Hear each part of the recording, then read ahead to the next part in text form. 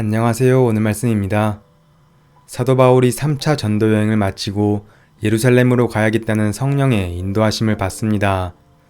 그런데 아이러니하게도 그 당시 성령으로 충만했던 많은 사람들은 한결같이 사도 바울이 예루살렘에 가는 것을 반대했습니다.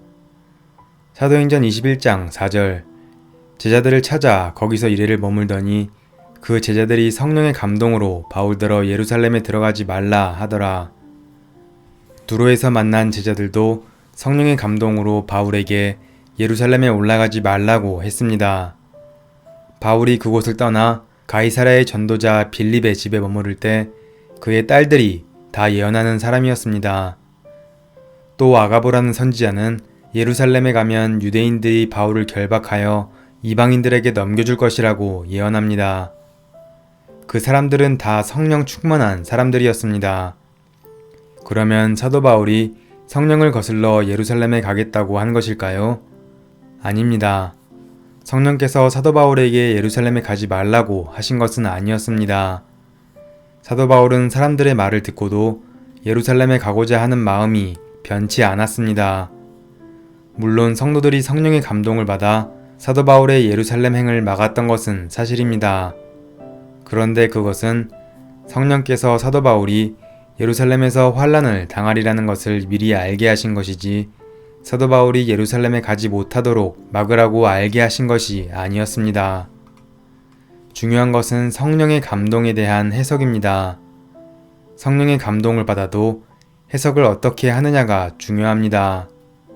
다들 바울이 예루살렘에 가면 붙잡히게 되니 가지 말라고 해석하였지만 사도 바울의 해석은 달랐습니다. 사도 바울은 이렇게 고백했습니다. 나는 주 예수의 이름을 위하여 결박당할 뿐 아니라 예루살렘에서 죽을 것도 각오하였노라. 사도 바울 또한 예루살렘에 가면 자신이 결박당할 것을 알고 있었습니다. 그는 이번에 가면 붙잡힐 것을 알고 미리 준비하라는 뜻으로 이 성령의 감동을 해석한 것입니다. 이미 죽을 것도 각오했기 때문에 가겠다는 것입니다. 그제서야 다른 제자들이 사도 바울을 더는 붙잡지 않았습니다. 때때로 우리가 하나님으로부터 어떤 일에 대한 감동을 받을 때가 있습니다. 그때 조심해야 할 것은 하나님이 알게 하신 것에 대한 해석입니다. 어떤 성령의 감동은 기도하라고 주시는 감동일 때가 있습니다.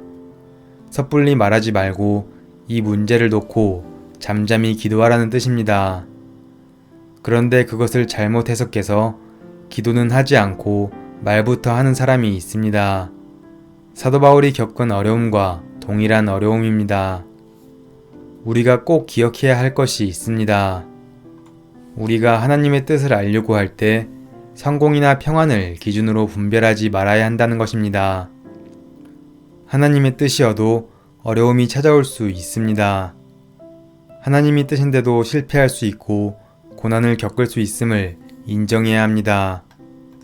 그 점에 대한 분명한 마음의 결단이 있어야 합니다. 어려워도 좋고 실패해도 좋습니다. 하나님의 뜻이라면 저는 무조건 순종입니다. 이 마음이 있을 때 하나님의 뜻을 명확히 알게 됩니다. 물론 무조건 환난을 당하는 것이 하나님의 뜻이라는 말은 아닙니다. 바울도 베레아와 에베소에서 붙잡히지 않으려고 도망한 일이 있었습니다. 그때는 그것이 성령의 인도하심이었습니다. 그러나 예루살렘에서는 결박당하는 것을 피하지 말라는 것이었습니다. 예루살렘으로 가는 것은 하나님이 허락하신 길이었습니다. 그러면 하나님께서 왜 이렇게 하셨을까요? 로마 복음화를 위한 기막힌 전략을 준비해 놓으셨기 때문입니다. 사도 바울은 예루살렘에서 로마 군인들에게 붙잡혀 그들의 보호를 받으며 로마로 향했습니다. 비록 죄수의 신분이기는 하지만 로마 황제를 만나고 로마 권력의 핵심부에 들어가도록 하기 위해서 친위대 감옥에 들어가게 하신 것입니다. 그렇지 않았다면 그 사람들과 만나는 것 자체가 어려웠을 것입니다. 하나님의 섭리가 정말 놀랍습니다. 어느 때는 붙잡히지 않아야 복음을 전하는 데 유익하고 또 어떤 때는 붙잡히는 것이 복음 전파에 유익할 수 있습니다. 이것은 분별의 문제입니다. 하나님께서 지금 그 자리를 피하라고 하시는지, 붙잡히더라도 끝까지 그 길을 가라고 하시는지 분별하는 것이 우리의 과제입니다. 사도 바울처럼 그때그때 하나님의 뜻을 분별할 수 있는 방법은 분명합니다. 바로 그 길이 실패나 고난의 길이라도 오직 하나님의 뜻대로 순종할 결단이 있어야만 하는 것입니다.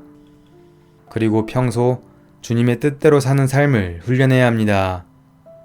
이 두 가지가 우리의 삶 속에 깊숙이 자리 잡을 때 우리는 비로소 주님이 기뻐하시는 길을 매일 그리고 매 순간 걸어갈 수 있을 거라 기대합니다.